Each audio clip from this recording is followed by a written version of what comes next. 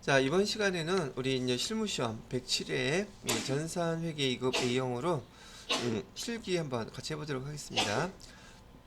여러분이 이거 회계 2급이나 1급 뭐 시험 보실 때요, 그 회사 명칭 꼭 받으시라고 제가 미리 얘기해드려요. 회사를 보고요, 예를 보라는 게 아니라 회사가 무엇을 하는 회사인지를 알아야지 된다는 얘기죠. 그리고 그 상태에서 여러분이 뒤에 있는 문제들을 푸셔야지. 지난번에 어떤 경우가 있었느냐면, 보통 여러분이 회사에서 말이에요, 책상 같은 거 의자 사면 뭐라고 기록해요? 비품이라고 기록하죠. 근데 이 회사는 지금 그런 책상 의자가 자기 상품이에요. 사무기기를 갖다가 파는 회사란 말이죠.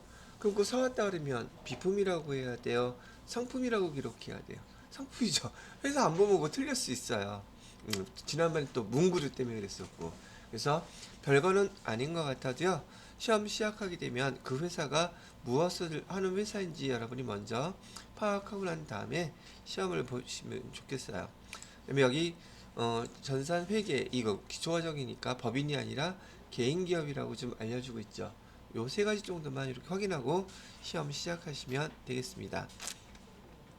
자, 일단 1번 문제 한번 볼게요. 다음은 태형상사의 사업자 등록증이다. 그랬더니 태형상사가 또 타회사라고 생각하면, 다른 회사라고 생각하면 안 되겠죠. 거래처가 아니라 이건 우리 회사예요. 그죠? 태형상사의 사업자 등록증인데요.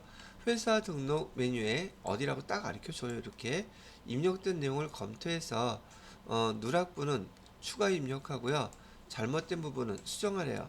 자, 대신 주소 입력할 때 우편번호는 입력하지 않아도 됩니다. 그러면 이 뜻은 무슨 뜻이라 그랬어요? 그냥 키인에서 주소만 입력하라는 뜻이라 그랬었죠. 자, 그러면 여기 화면하고요, 여러분들 건전 프로그램 설치를 아까 해놓은 거 있었죠. 여기 107회 전산회계 이거, 여기서 우리 거 회사 등록 클릭을 띵 해보세요. 좀 우리 회사가 나와있죠. 그러면 여러분 시험 문제에서 제시하고 있는 사업자 등록증을 보고 틀린 거 있으면, 빠진 거 있으면 입력하고 수정해주고 그렇게 하라 그랬었잖아요. 자, 하나씩 맞춰보시면 되겠네요. 자, 상호는 됐고요. 뭐 상호가 틀렸을 일 없겠죠. 태형 상사, 그런 다음에 사업자 등록번호.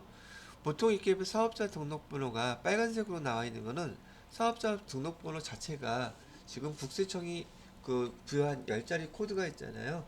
아무렇게나 의미 없이 이게 부여한 게 아니에요. 숫자가 안 맞으면 이렇게 빨간색이 떠요. 근데 거기 107, 35가 아니라 이거 틀렸죠? 107, 36, 25, 785 이렇게 입력해 주시면 되겠고, 그 다음에 여기 과세 유형해 보시게 되면 여러분이 배웠던 일반과세, 간이과세, 면세사업자 쭉 나와 있는 거 보이시죠? 우리 지금 뭘로 해줘야지 돼요? 간이과세자예요? 일반과세자예요? 일반이니까 이것도 바꿔주셔야겠네요. 오케이? 자, 일반과세자로 해주시면 되겠고요. 자, 그 다음에 대표 김상수 맞죠? 그 다음에 생년월일 이런 건 안 나와 있고요. 기업연월일이 어디 있을까요? 여기 17번에 기업연월일 2015년 1월 2일 맞네요. 그다음에 사업장 주소 서울 특별시 서초구 명달로 105 얘도 맞죠? 그 다음에 업태가 제조가 아니라 여기 도소매죠. 소매 이렇게 바꿔주시고요. 그 다음에 종목은 사무기기 맞네요. 자, 그 다음에 사업장 전화번호 뭐 그런 거 나온 거 없어요. 자, 또 나온 게 있나요? 없고. 나머지 거 손댈 거 아무것도 없네요. 그 다음에 거기 맨 밑에 요거 혹시 간혹 가다가 물어보긴 하는데 회계 1급에서도 물어볼 수 있으니까 여기 관할 세무서 있죠. 관할 세무서 그 사업자 등록증을 발급해준 세무서가 어디라고 나와 있어요? 서초 세무서라고 나와 있죠. 이렇게까지 확인해 주시면 돼요. 요건 꼼꼼하게 어디에 뭐 있다 세워라 내워라 확인하면 안 되겠죠. 연습하셔갖고 어디에 뭐 있다는 게 금방금방 알아야지 바로 수정이 가능할 거예요. 요 세 가지만 수정해 주면 됐겠네요. 네? 네, 네, 예. 아, 그런 거 없어요, 그런 거. 날짜 떴어요? 나 일반 가서 바꿀 때 상이 떴는데 봤을 때 과세 유형 전환하려고 어쩌고저쩌고 하는 것 같은데 아이, 무시해요. 애초에 일반이 뜨더라. 무시해요. 그건 무슨 뜻이냐면, 실제적으로 간이과세자가요, 일반 과세자로 전환한다고 그 자기가 전환 신청할 수가 있어요. 그러면 그 자기가 그 간이과세자로 되어 있던 그 사업자 등록증 있죠. 그걸 가져가서 반납하고 그다음에 일반 과세자로 저기 새로 사업자 등록증을 발급받아야 되거든요. 근데 여러분 그 시험 문제 나와 있는 날짜 보세요. 이게 새로 발급받은 거예요? 아니면 잘못 입력한 거예요? 이건 잘못 입력한 거잖아요. 그런 거 따지지 않고 그냥 바꿔주시기만 하면 되는 거예요. 자, 이렇게 해서 한번 입력해 봤고요. 지금 여기 수정한 거는 여기 해당되는 거 여기만 수정해 줬네요. 이 아까 사업자 등록번호, 그다음에 과세 유형, 그다음에 여기 업태 요 세 가지죠. 오케이. 이거 대수론 문제는 아니었을 거라고 보고요. 자, 두 번째 문제를 보도록 하겠습니다. 두 번째 문제는 태형상사의 정기분 재무상태표인데요. 입력되어 있는 자료 검토 오류 부분 정정 등등하라고 나와 있네요. 자, 그러면 얘도 프로그램을 여러분이 한번 그냥 보시게 되면 나가고요.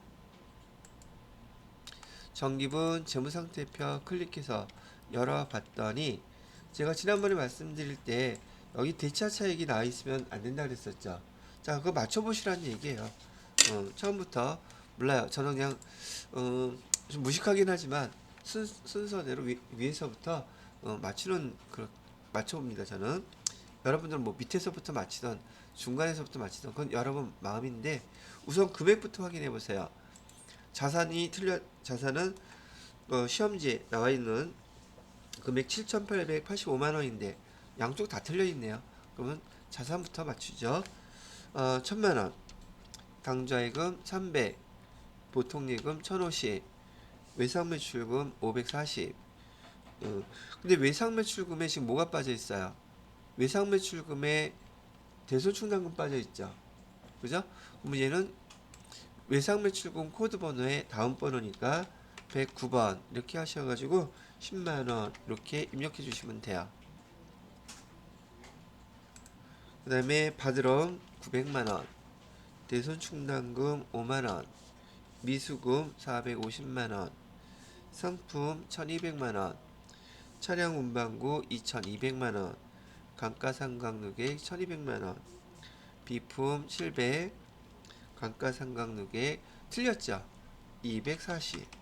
그 다음에 임차 보증금 1000만원. 이렇게 하면 차변의 자산 금액이 7885만원 딱 맞았네요. 자, 그러면 대변도 맞춰야 되겠네요. 외상매입금 여기 벌써 틀렸네. 800만원. 그 다음에 지급어음 650만원. 그 다음에 미지급금 370만원. 예수금 70. 단기차입금 10.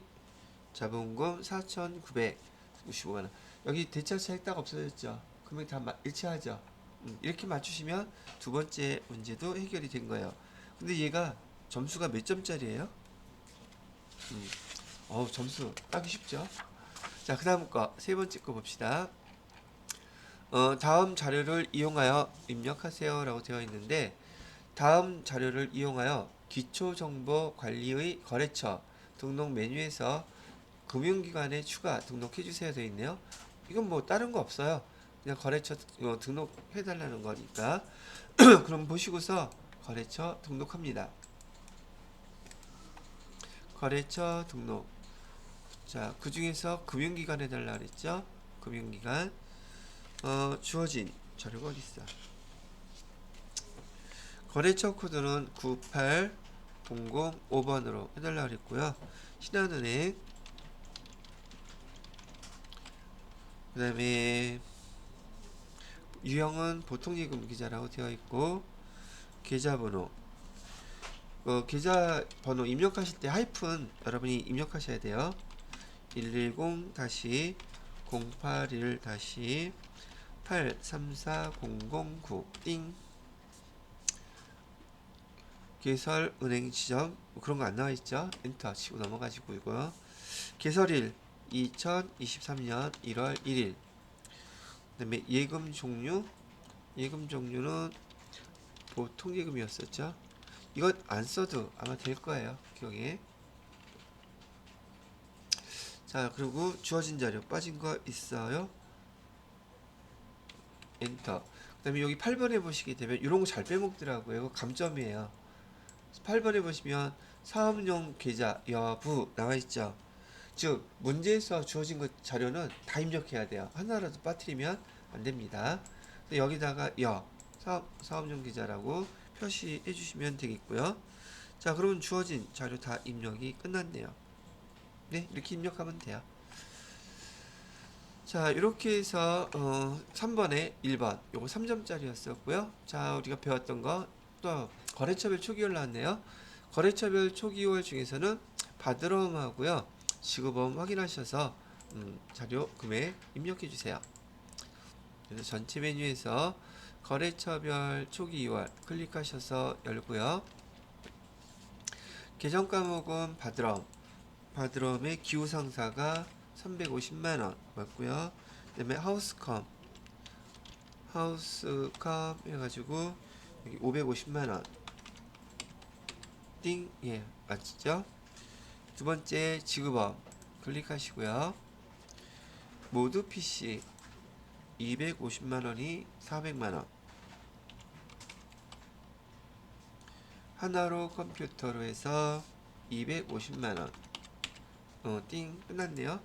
자, 얘도 몇 점이에요? 저기 이론 문제는 틀려도 이 문제는 틀리지 마세요.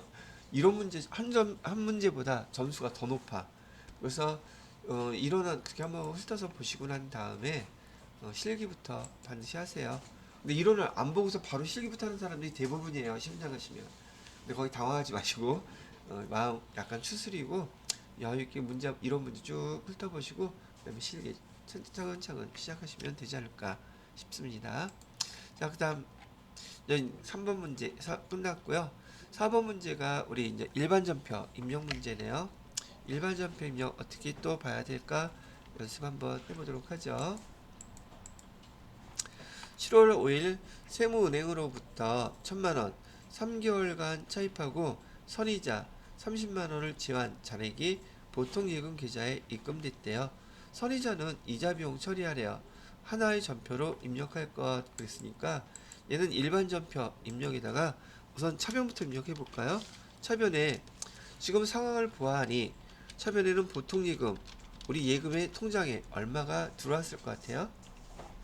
이자 뺐다 그러니까 9천만원 빌린 것 중에서 970만원은 입금이 됐겠죠.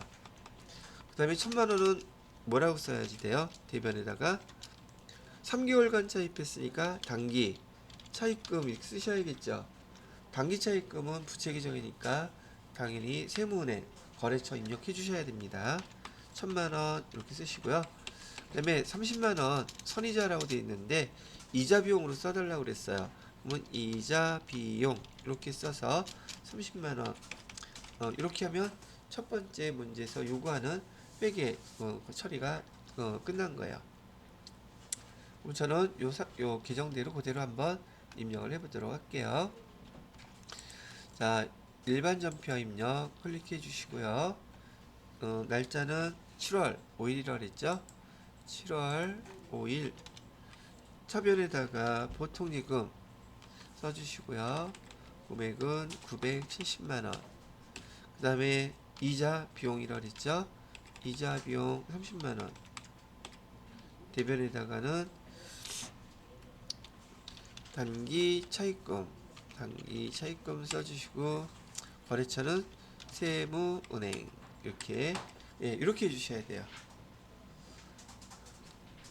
저 지난번에 제가 계정에다가 채권 계정이나 채무 계정은 다 거래처 반드시 입력해야 된다 그랬죠. 그런데 또 반드시 입력하지 않아도 되는 거 수익 계정하고 비용 계정은 아예 입력하지 말라 그랬죠. 그랬더니만 그냥 무조건 다 거래처를 다 입력해 놓은 거야. 그렇게 하면 좀 그렇잖아요. 그래서 기본적으로 그걸 연습하셔야지 돼요.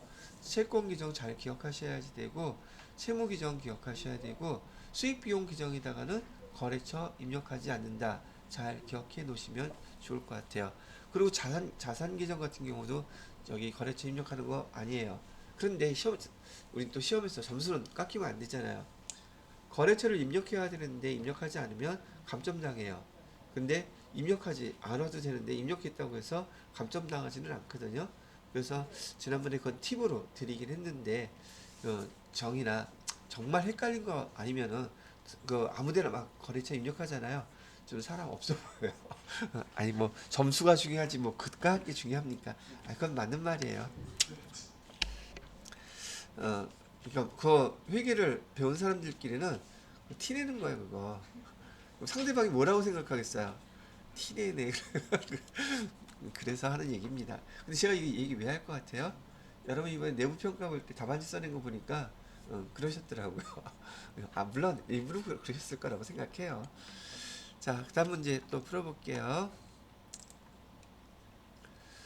자, 날짜는 7월 7일이고요. 상품은 매입했대요. 이거 상품인지 제품인지 보는 연습해 두셔야 됩니다. 이거 상품이라고 그랬어요. 대금은 외상이라고 했다고 되어 있네요. 자, 날짜 7월 7일 날 지금 총 금액이 얼마였었나 봤더니 396만 원이라고 되어 있네요. 그러면 여기 차변에 상품 매입했다고 했으니까 이거 차변에 상품 매입하고 외상이라고 했으니까 상품은 매입했으니까 상품 이렇게 생겼겠죠. 상품은 396만 원어치 이렇게 생겼을 거고요. 대변에다가는 외상이라고 했으니까 외상 매입금. 외상 매입금은 부채 규정이죠. 그러니까 거래처 누구한테 돈 줘야 될 건지 기록해 놔야지 된다는 얘기예요. 상품은 벌써 우리 거 들어왔기 때문에 굳이 거래처 입력할 필요가 있다 없다? 없어요. 396만원. 상품이란 자체는 재고자산이지 우리 채권 규정이 아니라는 얘기예요. 자, 이렇게 입력을 해주시면 여기서도 요구하는 답대로 된 거죠. 날짜는 7월 7일로 바꿔주고요. 차변에 상품 써주시고 금액은 396만원. 대변에다가는 외상 매입금. 거래처는 어디라 그랬을까요? 대림전자네요. 대림전자. 자, 저기 높아심에 또 저기 이번에 내부평가 써주셨을 때 잘못된 게 있어서 이 거래처를 구분 못 하시는 분이 있어. 지금 우리 회사가 뭐 어딘지를 알아야 되고 매출일 때는 대변 오른쪽에 있는 거 그게 거래처죠. 매입할 때는 왼쪽에 있는 게 거래처예요. 매출 매입 구분해서 거래처 잘 입력하시도록 하세요. 뭐 거의 틀리지는 않으시는데 혹 그러는 분들이 있더라고요. 그래서 거래처 우리 회사가 어딘지 거래처가 어딘지 구분할 줄 아셔야지 돼요. 자, 그 다음에 8월 3일 거래를 볼게요. 국제전자의 외상 매출금 2천만원 중에서 1,500만원은 보통예금 계좌로 입금되고 잔액은 국제전자가 발행한 업무로 수취했다. 그럼 여기 나타나 있는 걸로 봤을 때 외상 매출금 벌써 우리가 기록하고 있었던 거죠. 차변에 외상 매출금 있었던 건데 얘를 지금 회수하는 거예요. 그러니까 외상 매출금은 회수하니까 대변에 외상 매출금이 없어지겠죠. 외상 매출금 2천만원 대변으로 이렇게 감소시키고 거래처는 어디라고 써주셔야 돼요? 국제전자 이거 써주시라고요. 자, 외상 매출금을 어떻게 회수했나? 차변에다가는 보통 예금 계좌로 입금됐다는데 얼마가요? 1,500만원. 자, 그 다음에 여기 그 나머지 잔액은 어음으로 받았대요. 그럼 얘는 저기 외상 매출금이었으니까 받을 어음이라고 쓰셔야겠네요. 금액은 얼마? 500만원. 여기 받을 어음도 마찬가지로 국제전자 써주셔야 되죠. 우리 뭐 다 같이 알다시피 외상 매출금 계정도 받을 어음 계정도 매출 채권 계정이에요. 누구한테 돈을 받을 게 있는지 누구한테 돈을 회수했는지 그대로 써주셔야 된다는 얘기죠. 자, 그래서 8월 3일 날짜로 저도 입력을 해봅니다. 차변에다가는 지금 회수한 금액이 보통예금 계좌로 1,500만원 회수했고요. 그 다음에 나머지는 바드럼으로 받았대요. 바드럼은 국제전자로부터 받은 것이고요. 금액은 500만원. 대변에는 외상매출금을 이렇게 회수한 거란 얘기죠. 외상매출금 거래처. 그래서 이렇게 입력해 주시면 요 문제도 원하는 대로 우리가 회계 처리를 해 주신 게 된 겁니다.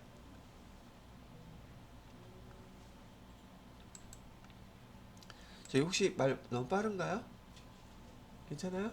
오케이. 자, 그 다음에 4번 8월 10일 거래고요. 취약계층의 코로나19 치료 지원을 위해서 한국복지협의회에 현금 100만원 기부했다. 그럼 이거는 현금 나왔으니까 대변에 현금 100만원, 차변에 기정 뭐라고 써야 돼요? 기부금 100만원. 근데 이거는 출금으로 하면 되겠죠. 그죠? 굳이 차변으로 안 쓴다면 날짜는 8월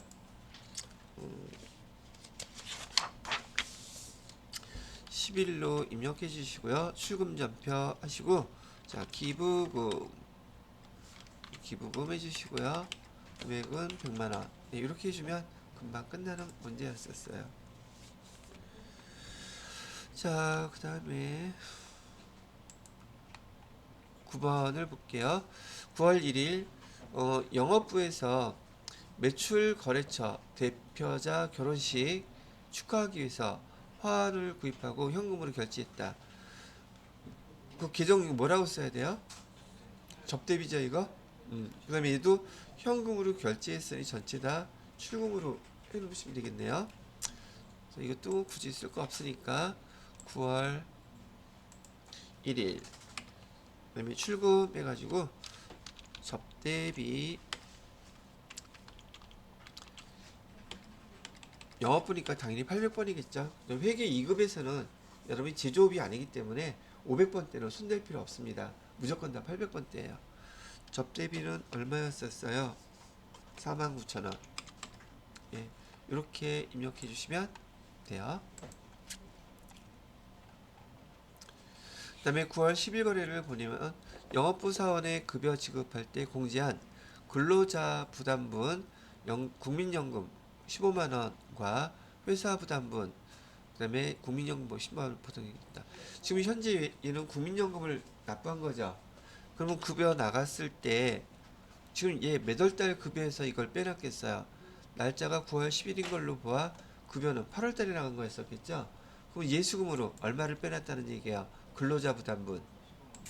이 근로자 부담분은 계정 뭐로 기록해 놨겠어요? 얘는 급여 나갈 때 예수금으로 회사에서 기록해 놨겠죠.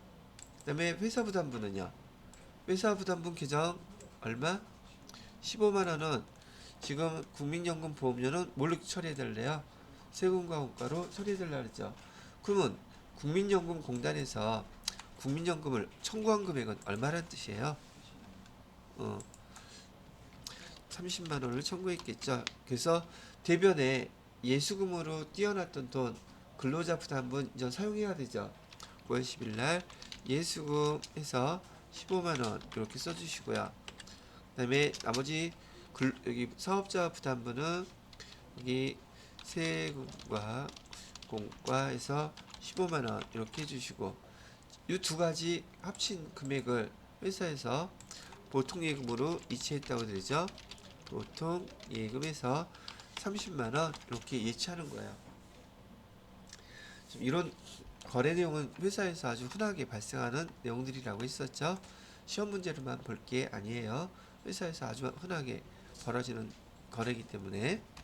자, 그러면 9월 10일 날짜로 저도 또 입력을 해볼게요. 차변에다가 예수금 쓰시고 금액은 15만원 그 다음에 세금과 공과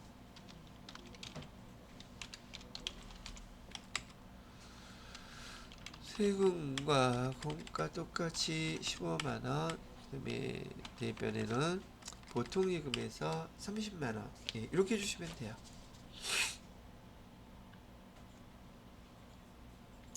자, 그 다음에 문제가 뭐가 있을까요? 7번 문제죠. 매출처 미래전산의 판매용 PC를 480만 원에 판매하기로 계약을 했대요. 근데 여기는 분명 지금 상품이 뭐라 그랬죠? 매출처 판매용이라고 되어 있죠? 판매용, 판매 목적 상품이에요. 판매 대금의 20%를 현금으로 미리 수령했대요. 그럼 얘는 입금전표로 하면 되겠네요. 차별이 일단 현금 얼마 받았을까요?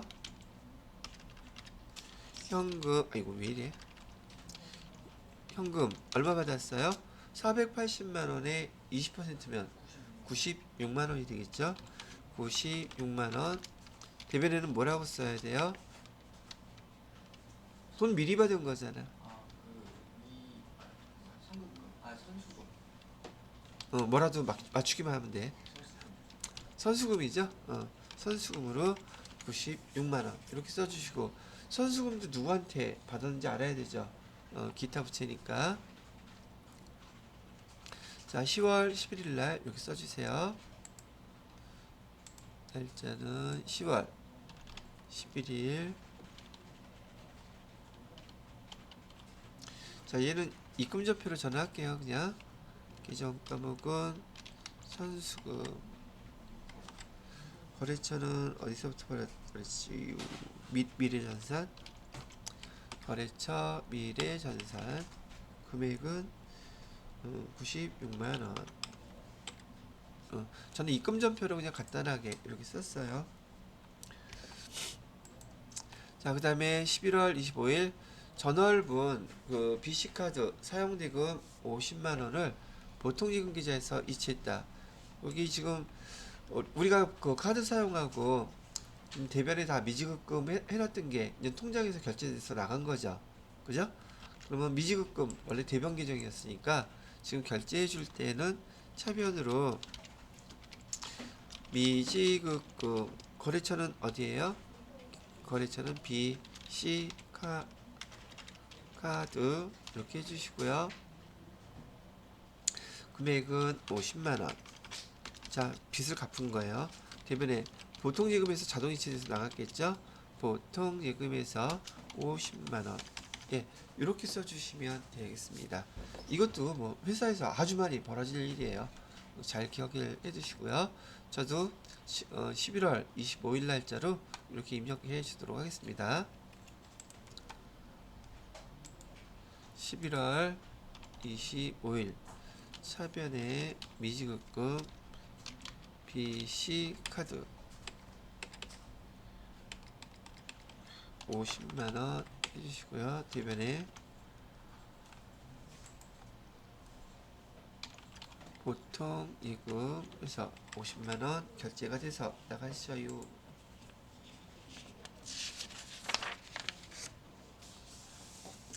자, 일단 이렇게 해서 일반전표 입력에서요 3점짜리 문제가 무려 8개였었어요. 그래서 총 24문제인데요. 여기 문제 5번도 일반전표 입력에서 오류 수정 문제가 2문제 나왔어요. 그래서 여기서 3점짜리 2개. 결과론적으로 전산회계 2급에서는 일반전표 입력 문제가 총 10문제가 나오는 거예요. 뭐 하나에 2점씩이면 3점씩이면 30점이 되겠죠. 여기서 30점이 나온다는 얘기예요. 자, 오류 수정 문제는요. 보통 순서대로 날짜부터 먼저 입력해서 그 전표가 어떻게 입력되어 있는지 한번 먼저 보고 나서 문제를 보는 게 더 낫지 않나 싶어요. 또 뭐 여러분 취향이긴 하지만 7월 29일 날 처리를 했더니 출금됐는데 임차료라고 해서 출금을 했어요. 6월? 누가 그랬어요? 7월 29일 수선비로 해놨네요. 자, 뭐 어떤 내용인데 수선비로 했나 봤더니 7월 29일 자본적 지출로 처리해야 될 본사 건물 엘리베이터 설치대금 3천만원 얘를 갖다가 보통예금으로 지급하면서 수익적 지출로 잘못 처리했대요. 그럼 얘는 지금 계정 뭘로 처리해야 된다는 얘기예요? 엘리베이터 대금, 건물 엘리베이터 대금 설치했던 거 3천만원 나갔댔잖아요. 자, 그럼 여기는 설치한 게 지금 차변에 수선비로 좀 돼 있죠. 얘 뭘로 해야 돼요?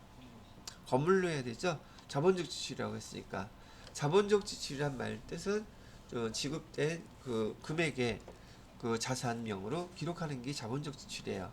그래서 여기는 뭐라고 쓴다? 건물로 이렇게 바꿔주시면 된다는 얘기예요. 됐죠? 수선비가 아니라 건물로 쓰셔야 된다. 자, 그 다음에 두 번째 11월 23일 대표자 개인 소유 집 에어컨 설치 비용 150만원을 회사 보통예금 계좌에서 이체했대요. 근데 이거는 지금 회사의 업무와 관련이 돼 있어요? 안 돼 있어요? 아니, 돼 있죠? 그죠? 그럼 보통예금 계좌에서 이체 줬다고 하면 여러분이 확실히 아는 거는 대변에 보통예금은 알 수 있잖아요. 여기서 이렇게 보통예금이 감소했으니까. 그죠? 차변액은 뭐라고 써요?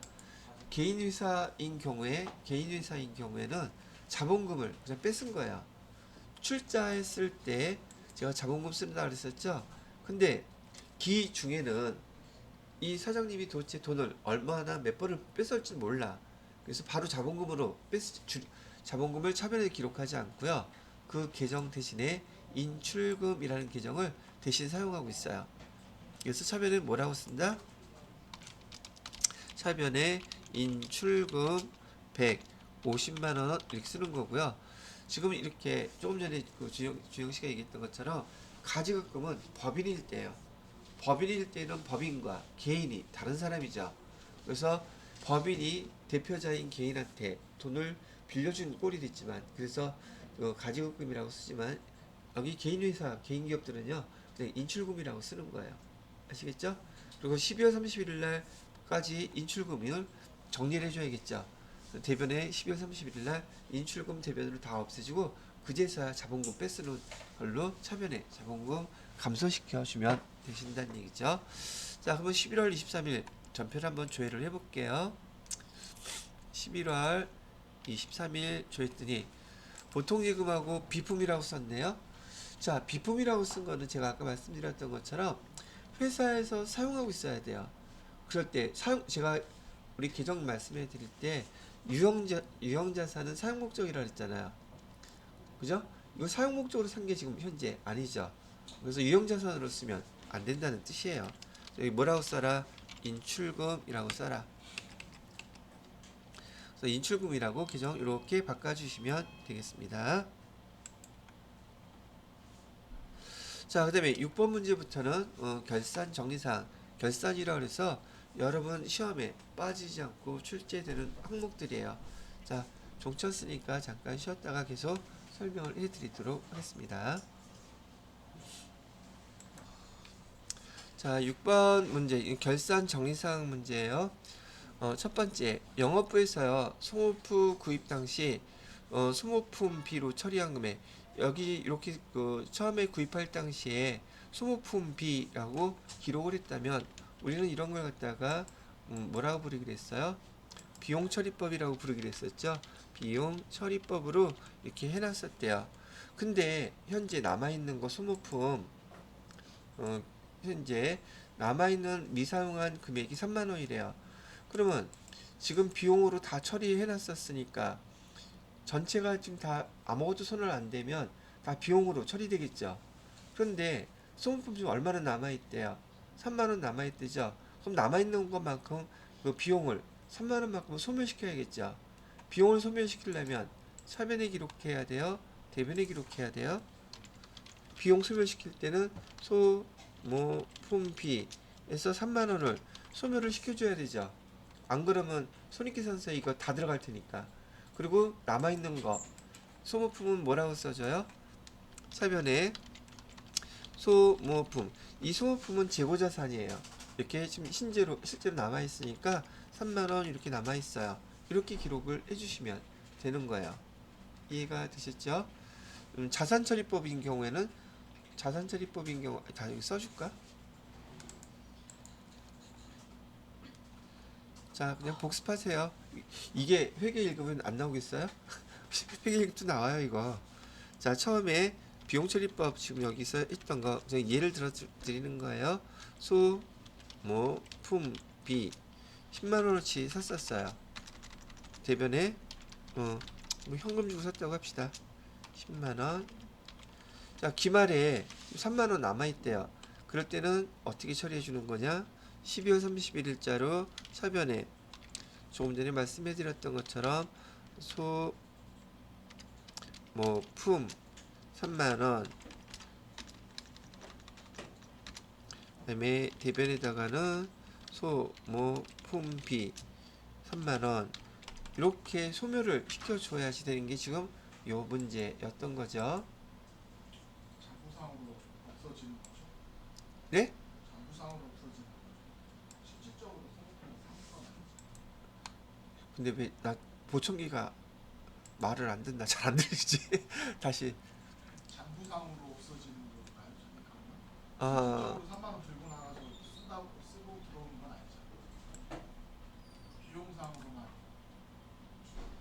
그 뜻이 아니라 지금 여기 써놓고선 설명해 드릴게요. 쏘리 비용 처리법. 지금 비용 처리법을 해드렸는데 실제로 회사에서 말이에요. 사무용품이 필요해서 10만 원어치 사갖고 왔어요. 그럼 기록을 해야 되겠죠. 그런데 기록할 때 얘는 어차피 다 쓸 거니까 그냥 비용 처리하자. 그래서 그냥 소모품이 쓴 거예요. 현금 10만 원 주고 사갖고 와서. 이건 이해되셨나요? 그런데 기말이 됐어. 12월 31일 날 보니까 아직 소모품 우리가 올해 안에 다 쓸 거라고 생각해서 그냥 소모품비 이렇게 해놨는데 소모품을 갖다 계산해 봤더니 지금 3만 원어치가 남아 있더래요. 근데 얘를 갖다 처리를 안 해주게 되면 소모품 비라고 하는 10만 원이 손익계산서에 다 들어가겠죠. 근데 기말에 손익계산서에는 우리 정확하게 들어가야지 이게 막 다 들어가면 안 되잖아요. 올해 거하고 비용인 거 아닌 거 구분을 해줘야 되니까. 누가? 회계 담당자가. 소모품 지금 현재 3만 원 남아 있다는 거예요. 그러면 우리 손익계산서에 비용은 얼마만 들어가야 돼요? 10만 원 다 들어가야 돼요? 7만 원만 들어가야 돼요? 7만 원만 들어가야 되잖아요. 그죠? 그러면 여기 지금 비용 발생한 게 10만 원인데 비용을 소멸시키는 방법 우리 어떻게 배웠어요? 반대편으로 쓰면 소멸된다 그랬죠. 그래서 10만 원 중에서 3만 원어치를 소멸을 시킨 거예요. 그리고 소모품 실제로 얼마치 갖고 있대요? 3만 원어치 갖고 있다 그랬잖아요. 그죠? 근데 정원 씨가 저한테 질문했던 것처럼 나가서 뭐 쓰고 그게 아니라 현재 있는 걸 이렇게 표시해 준 거예요. 그래서 여러분들이 요 문제에서도 손익의 이연과 관련된 보험료도 이게 있어요. 보험료 나갈 때도 저기 가입할 때도 거기 자산처리법도 있었고 비용처리법도 있었단 말이죠. 이거 똑같은 계정, 이거 똑같은 뭐 방법이에요. 근데 계정만 다를 뿐이지. 그래서 제가 우선 비용처리법으로 이렇게 기록하는 겁니다. 하나 지금 설명해 드렸고 얘는 회계 1급 다 나와요. 그래서 지금 복습하라고 지금 써드리는 거예요. 이번에는 자산처리법을 하나 써드릴게요. 두 개를 다 비교해봐야지 구분하실 수 있을 것 같아서요. 이건 파란색으로 쓸게요. 자산처리법. 자산처리법은 처음에 구입했을 때 소모품 자산으로 기록하는 걸 자산처리법이라고 불러요. 그럼 대변에 현금 나간 거는 똑같겠죠. 자, 그러면 여기 기록할 때만 차이가 있죠, 지금. 그죠? 자, 얘도 마찬가지로 12월 31일 날이 됐는데 소모품이 3만 원 남았다는 거는 똑같단 말이에요. 그러면 여기 보세요. 처음 기록할 때 자산으로 기록됐죠. 그러면 소모품이 3만 원어치 남아 있다면 소모품이 실제로 얼마가 사용됐다는 뜻이에요. 그럼 소모품은 자산이니까 사용된 것만큼은 감소시켜 줘야 되죠. 그죠? 그래서 여기 대변에다가 소모품 감소한 거 얼마치를 썼어요? 7만 원어치를 썼잖아요. 그죠? 그럼 소모품이 감소한 만큼 사용한 만큼은 비용으로 써줘야 되죠. 그래서 차변에 뭐라고 쓴 거예요? 쓴 만큼을 소모품비에서 7만 원 이렇게 써주실 거란 말이죠. 그래서 자산처리법이냐 비용처리법이냐에 따라서 12월 31일 날 기말정리사항이 달라진단 말이에요. 근데 의미는 이거 자산처리법을 하나 비용 처리법으로 하나. 손익계산서에 7만 원 들어가는 건 똑같잖아요. 그렇잖아요? 여기 계정을 소모품비를 보험료로 바꾸고 소모품을 성급비용으로 바꾸게 되면 보험 처리도 얘하고 똑같아져요. 그래서 여러분들한테 회계 1급에서는 보편적으로 보험료에 대해서 자산처리법으로 시험 문제가 자주 출제되고 있어요. 왜? 회계 2급에서 비용처리법을 많이 주로 하니까 회계 1급에서는 자산처리법의 문제가 출제가 되니까 뭐 여러분들 두 개 다 아셔야겠지만 그렇게 구분을 해서 기억을 해두시면 어떨까 싶네요. 자, 그러면 설명해 드린 대로 일반 전표 입력에다가 12월 31일 날짜로 차변의 소모품, 대변의 소모품비 이렇게 구분을 해 놓으시면 되겠습니다. 자, 봅시다. 12월 31일 차변의 소모품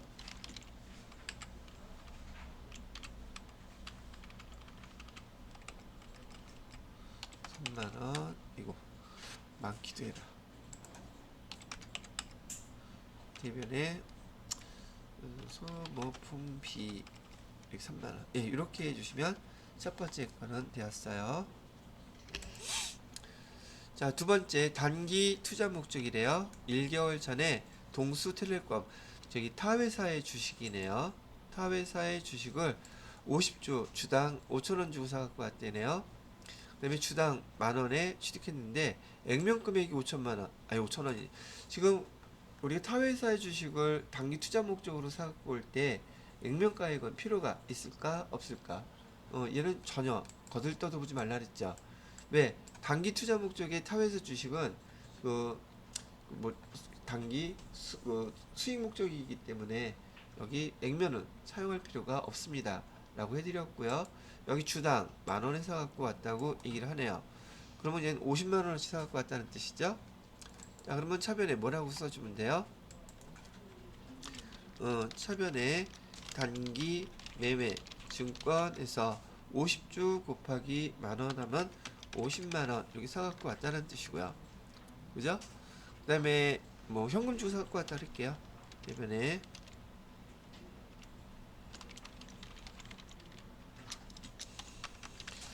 자, 근데 12월 30일이 됐는데 얘가 지금 얼마짜리가 되었답니까?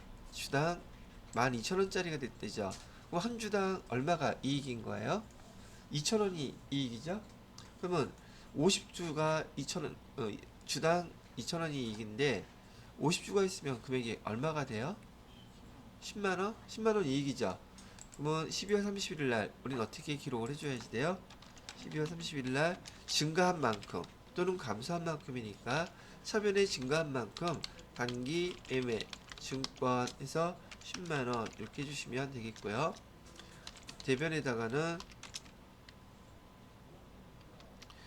단기 매매 증권 이게 평가한 거죠. 평가 이익에서 10만원 증가한 것만큼만 이렇게 표시해 주면 되겠네요. 되셨나요? 자, 그래서 12월 31일 날짜로 이렇게 분개를 해 주세요. 차변에다가는 단기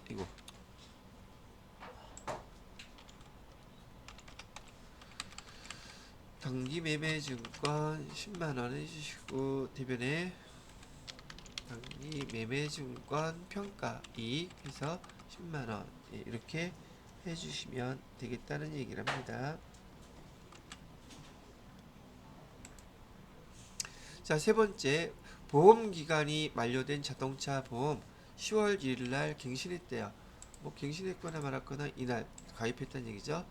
자, 36만원을 갖다가 10월 1일부터 다음에 9월 31일까지 1년치요.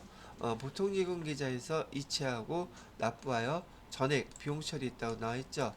그럼 얘도 아까 얘기했던 소모품처럼 비용 처리법이죠. 비용 처리법 아까 제가 어떻게 기록한다 그랬어요? 기록부터 해볼게요. 차변에 지금 10월 1일날 날짜를 붙여 써야겠다. 10월 1일날 기록부터 한번 해볼게요. 여러분 그 프로그램에서 10월 1일 거 전표 조회를 하시면 이렇게 나와 있을 거란 말이에요. 보험 여기 차변에 보험료 금액은 36만 원. 대변에 뭐 보통 예금에서 36만 원 이렇게 돼 있을 거예요. 조회해 보세요. 이렇게 돼 있나 안 돼 있나? 저는 뻥치지 않아요. 그렇다고 제가 입력한 건 아니에요. 자, 그런데 지금 우리가 회계 담당자로서 얘를 갖다가 그냥 놔두게 되면 보험료라고 해서 손익계산서에 36만 원이 다 들어가 있겠죠. 그죠? 근데 이 보험료는 올해 것만 보험료가 아니라 내년 것까지 포함이 된 보험료잖아요. 그럼 한 달에 지금 보험료가 얼마 꼴이에요? 3만 원 꼴이죠. 그럼 10월 달부터 10, 11, 12, 3개월치 3만 원씩 하면 9만 원만 올해 보험료로 들어가야 되는데 현재 비용으로 얼마가 기록이 되어 있어요? 36만 원이 기록되어 있으니까 나머지 그 금액만큼은 다 소멸시켜 줘야 되겠죠. 그럼 소멸시키는 방법 어떻게 소멸시키라고 그랬어요? 아까 대변으로 비용 써주면 그만큼 소멸된다 그랬죠. 그러면 얼마를 소멸시켜야 돼요? 보험료 내년 거는 다 소멸시켜야 되죠.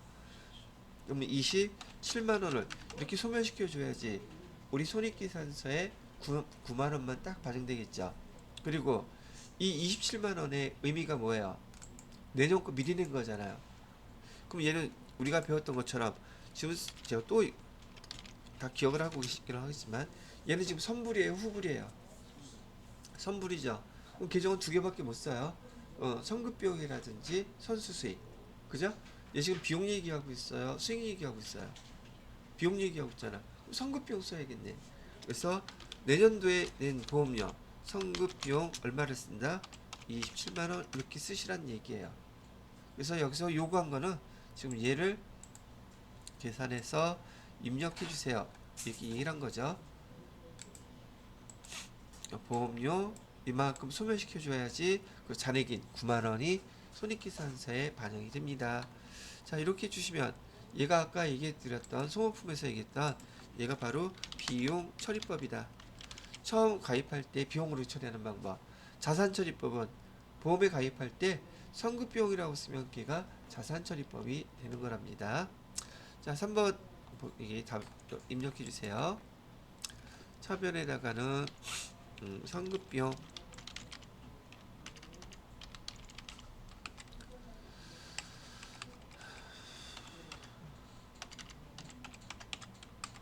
대변에다가는 보험료 27만 원 이렇게 해주시면 돼요. 자, 그다음에 4번 문제. 여기 우리 그 회계 2급에서는 결산에 관련된 문제가 4문제가 출제되네요. 1급에서는 3문제가 출제되는데, 자, 단기 차입금에 대한 이자 비용 미지급액 중 2023년 귀속분은 60만 원이다. 이것도 이해를 못해요. 지금 이제 단기 차입금이면 우리가 돈을 받는 거예요, 지급을 해줘야 될 거예요. 그럼 이자를 낼 때 비용이에요, 수익이에요? 얘는 비용이어야 되겠죠. 근데 얘 지금 선불이에요, 후불이에요? 돈 지급했어요, 아직 안 했어요? 안 했죠. 그러면 얘는 손익의 예상에 해당되는 것이고, 저기 후불이면 지금 얘 미지급 비용이든지 미수 수익이든지 써야 되겠죠. 그럼 얘 수익 얘기하고 있어요, 비용 얘기하고 있어요? 비용 얘기하고 있잖아요. 그럼 미지급 비용 써야겠죠. 그죠? 그래서 대변에 지금 이날 미지급 비용 안 준 게 얼마래요? 60만 원 아직 안 줬다며. 근데 왜 안 줬어요? 이게 뭐에 대한 건데? 이자 비용에 대한 거잖아요. 우리 차변에 이자 비용이 발생을 했죠. 이자 비용이 60만 원은 발생했으나 우리가 아직 지급하지 않았어요. 그래서 이게 손익의 예상이라고 우리는 불렀었고, 회계 처리할 때 차변의 이자 비용, 대변의 미지급 비용 이렇게 쓰면 땡 끝났다는 얘기예요. 그래서 이거 그대로 입력을 해주시면 되겠습니다. 차변에 이자 비용으로 금액은 얼마였지? 60만 원. 대변에다가는 미지급 비용, 아이고,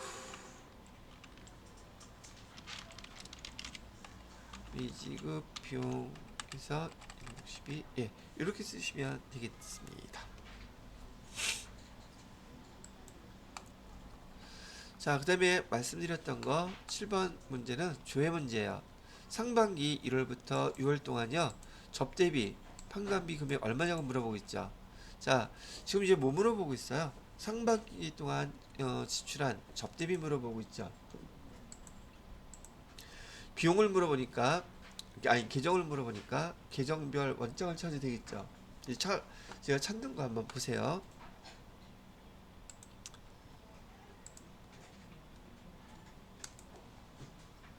기본적으로 계정을 물어보겠으니까 계정별 원장 날짜는 1월 1일부터 6월 30일까지, 계정은 접대비라고 그랬어요. 접대비만 조회를 해봤습니다. 접대비는 차변의 계정이니까 총 우리가 접대비 뭐라 그랬지 얘가? 접대비 금액, 지출한 접대비 금액이 얼마예요? 라고 물어보고 있죠. 여기 다 합친 거잖아요. 얼마예요? 650만원. 제가 계정별 원장에서 요 금액 이렇게 찾았죠. 이해됐어? 자, 또 하나 어디서 찾을 수 있냐면 여기 우리 일개표 월개표 있었죠. 여기 클릭하셔서요, 여기 월개표로 하는 게 빠르겠다.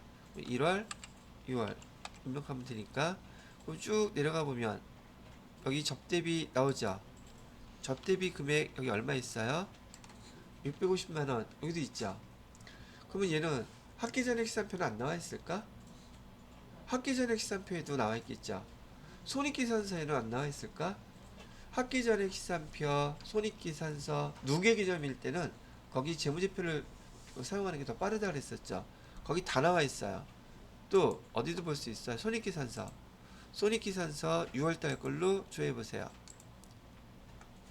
그러면 여기 접대비 650만원 나와 있죠. 그죠? 얘를 갖다가 한 군데서 찾을 수 있는 게 아니에요.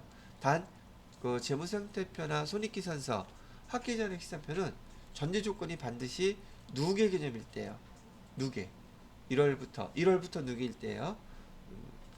자, 이렇게 찾으셨으면 될 것 같고요.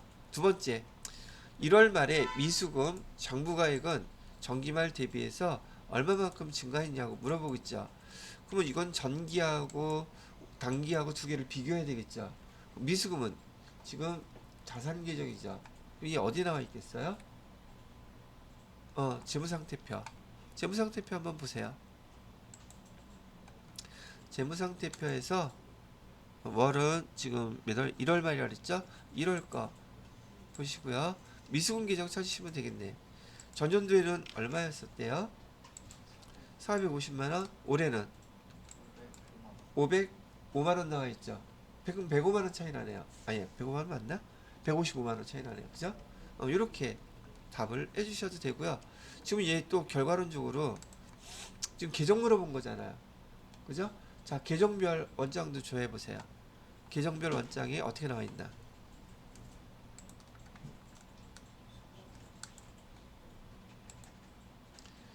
여러분이 이거 연습을 여러 번 해보시게 되면 내가 이런 요구하는 답을 어디서 빨리 찾을 수 있는지 그게 익숙해져야 돼요. 계정별 원장에서 1월 1일부터 1월 31일까지 미수금 계정만 조회해 보시게 되면 지금 이건 보기가 좀 애매하긴 하지만 전기월 된 게 450만원이 있죠. 지금 현재 있는 건 얼마 있어요? 505만원 있죠. 찾을 수는 있지만 여기 문제에서 낸 목적은 뭐냐면 전기와 단기를 구분해서 얘를 찾을 수 있는지를 물어본 것이므로 재무상태표에서 보시는 게 제일 정확하다고 얘기해 드린 거죠. 또 어디도 나와 있냐면 아이고 그만 얘기하자. 하나만 찾으면 되니까. 자, 그렇게 됐고 마지막 거 한번 보도록 하죠. 5월 말 현재 외상매출금 잔액이 가장 많은 거래처 코드 잔액 얼마입니까 물어보고 있죠. 거래처 나오면 무조건 거래처 원장이에요. 딴 데서 못 찾습니다. 자, 그래서 거래처 원장 클릭하시고요. 5월 말 현재라고 했으니까 1월 1일부터 5월 31일까지 계정 과목은 외상 매출금, 그 다음에 모든 거래처 다 나오게 해야 되니까 엔터 쳐보세요. 그 중에서 그 잔액이 가장 많은 거라고 했으니 잔액 파트에서요 가장 많은 거래처는 여기네요. 여기가 어디예요? 대복전자라고 돼 있죠. 또 친절하게 대복전자 이거 쓰시면 안 돼요.